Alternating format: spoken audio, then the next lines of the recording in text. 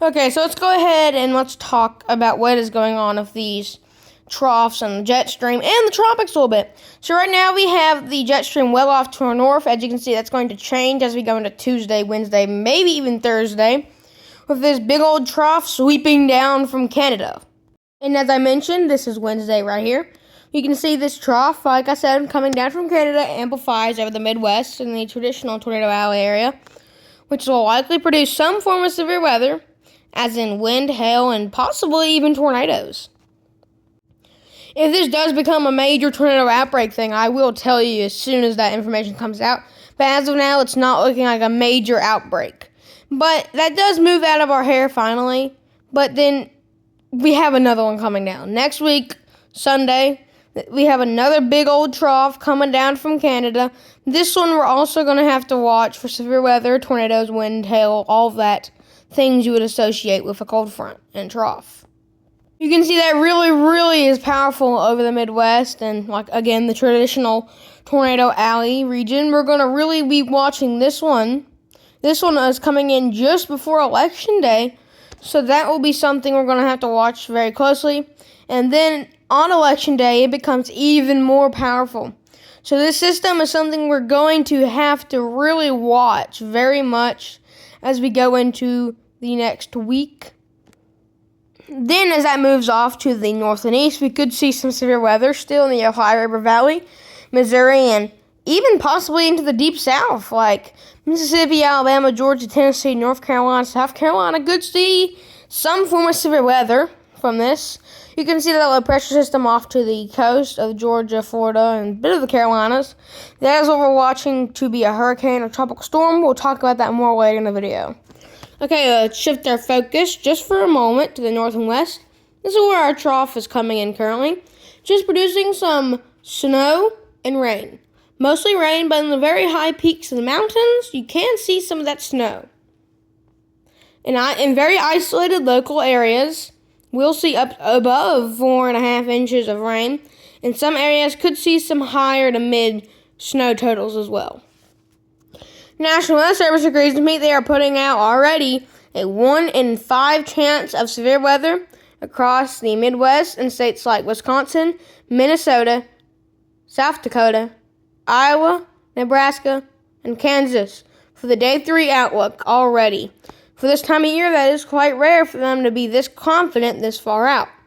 And as we go to the Day 4 outlook, which I am showing you now, has a 15% chance, again, on the Day 4 outlook in Oklahoma, Kansas, Missouri, Arkansas, and the very extreme northeastern parts of Texas. This does have the possibility, like I said, especially Day 4 or Wednesday to Thursday, to have severe weather as of tornadoes, winds, and hail. And as I mentioned earlier, now we're going to get into the tropics. The National Hurricane Center in Miami, Florida has put out a 30% chance of development in the next 7 days. And this is what that developing system looks like right now. A big old cluster of storms over Central America, which is expected to move out into the Caribbean Sea over Election Day week. Okay, now off to the GFS model, or widely known as the American model.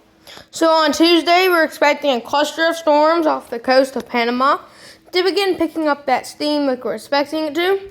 Then, on Saturday, November 2nd, that really begins to get its act together as it begins to spin a little bit off the coast before it begins to quite rapidly intensify on November 4th into a hurricane, possibly even to a major hurricane, which will then most likely make landfall in Cuba, or it could go off towards the Gulf of Mexico. We are not sure. This is so far out, and there's a lot of uncertainty about what this system is going to do. See another system off to its north and east that'll likely just eject off to like New Brunswick region, I could say, safely towards the north and east. I don't think that will impact the continental U.S. Now the one to the south is the one we're going to have to watch for impacts in America. It might try and curve into the coast of the Carolinas, Florida, Texas even is not even out of the question. But as of now, it looks like the most likely scenario is it is going off to sea, which is what we want. We do not need any more hurricanes this season. We are completely fine. We do not need no more. We are good on that, most certainly. We've had 2 major hurricanes make landfall this year, so we really just need to hope that this one does not follow in the tracks of Helene and Milton, which as of now it does not look like it will, which is amazing, amazing news. And of course, we've got to thank our sponsors at Steyer's Family Feed and Supply. If you do not know, they've been our sponsor for a long time on the channel here. They're located on Highway 10, Newton, North Carolina. Check them out on Facebook too for more information. And they're doing a giveaway, the 2024 Wildlife Sweepstakes. It'll cost $20 per entry before tax, spent on wildlife feeds, attractants, plot mixes. Note, no purchase necessary to enter or win. Keep in mind this does end on October 31st. Third place in the Wildlife Tumbler Cup with a Steyer's Family Feed and Supply hat. Second place prize is a $50 Steyer's Family Feed and Supply gift card with a value of $50.